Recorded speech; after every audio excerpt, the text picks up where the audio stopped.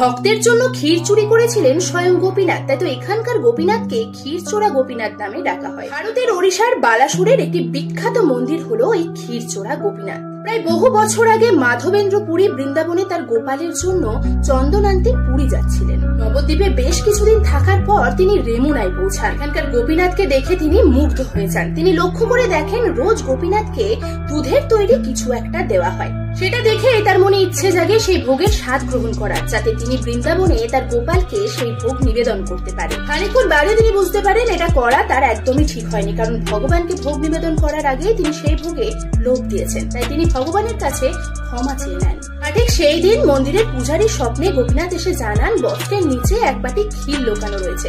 সেই ক্ষীরটা যেন মাধবেন্দ্র পুরীকে দেওয়া হয়। সাথে সাথে সেই পণ্ডিতের ঘুম ভেঙে যায় আর তিনি উঠে বস্ত্র সরিয়ে দেখেন সত্যি সত্যি ভক্তের জন্য ক্ষীর চুরি করে রেখেছেন স্বয়ং গোপীনাথ।